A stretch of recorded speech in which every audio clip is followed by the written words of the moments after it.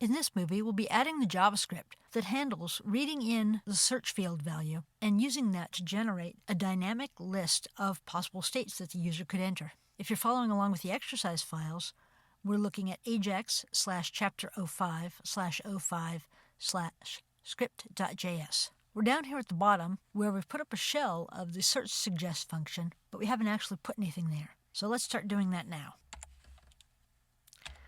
The first thing we're going to do is set up a new string.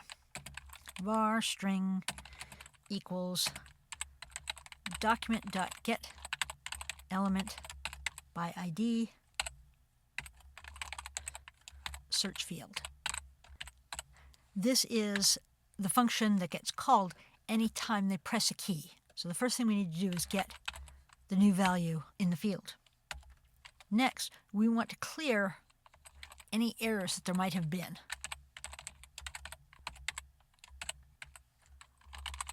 So we do that by setting the class name equal to nothing. If there's an error, class name gets set to be error. Because they've just typed something in, we don't know whether or not there's an error, so we'll start off setting it to be nothing, and then we'll set it to be an error if later on we find there is one. So now we want to see if our new string isn't equal to nothing, which means they typed in something. And so we need to set the inner HTML of the pop-ups div to be nothing as well. So document.get element by ID pop-ups dot inner HTML equals nothing. Because we don't know what they've typed in yet. And it could be that they've typed in something that rules out some or all of the possibilities that were in that pop-up earlier. So we need to start all over again generating it from scratch. And here's where we do that. For var I equals 0, I less than states array dot length. We're now going to loop through the states array, looking to compare what's in it to what's been entered. And the first thing we do is we set up something called this state. And that is going to be set to states array sub I dot node value. That is the state that is saved in the ith position in the states array. So that's what we're going to compare our string to. If this state dot to lower case dot index of string dot to lower case equals 0. What that is that they might be typing in uppercase, they might be typing in lowercase, they might be typing in some mixture. We don't know, but we want it to still be set equivalent if they've typed in something that matches. So we're going to take whatever they entered and make it lowercase. And we're going to take our state name and make it lowercase. And then we're going to see, do we find one inside the other? If they've typed in new, N-E-W, we want to find New York, New Hampshire, New Jersey, and so on, New Mexico. So we want to see this is what they just entered forced into lowercase. If we find this string inside the state name, that's the index of this state to lowercase.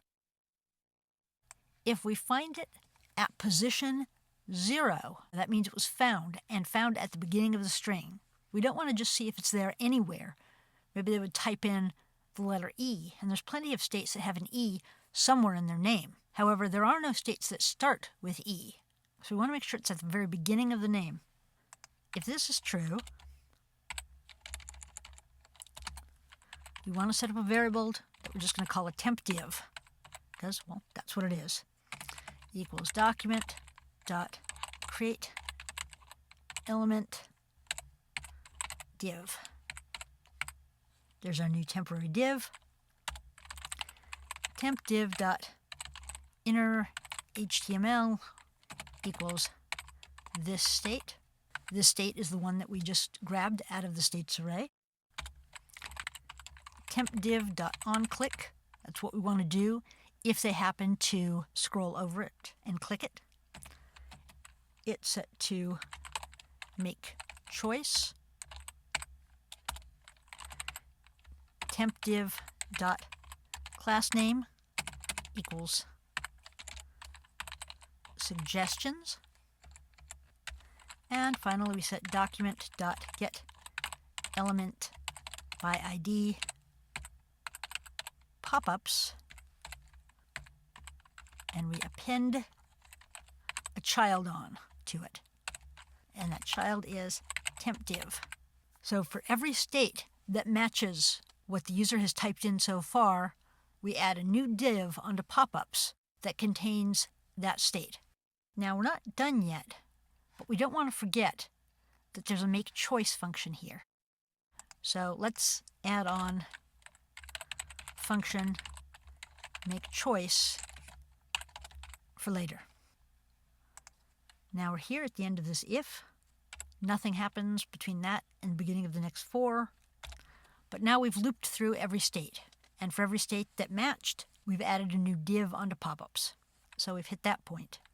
Now we want to actually put this thing out there and see what we have. So we have a new variable, found count. And that is set to document.getElementById pop-ups dot child nodes dot length. That's going to tell us how many states we found. We could be keeping track as we went along, but this simple line will tell us how many matching states we found. And there's really two states we care about. If found count equals 0, well, if there's 0, we know we have an error because at least one should have been found. And if that's the case, we say document.getElementById search field, that's the field that they're typing in, remember, dot className equals error. And this is what makes it go yellow, because we set the CSS that if search field has a class name of error, it turns yellow. So just saying we found 0 states that matched, we know we have an error, so just setting the class name will immediately turn it yellow. However, if found count equals 1, and we have a typo here, this should be 2 equal signs. If found count is 1, then we want to set something else to happen, which in this case is getElementById search field dot value, and we're going to be set that to be the only state we've got. It only matched one possible state, so we might as well just put that state in the field. They've typed in CA. There's only one state that begins with CA. Might as well put that in there so they don't have to type in all of California. And so we're going to set that to be document.getElementById. Grab the state name that we have out of the pop-ups field, and it's in first child, and it's in the inner HTML of that. And we've got that, so that's filled in. But then we need to blank out the pop-up because there's no point in having it popped up once you've filled in that field.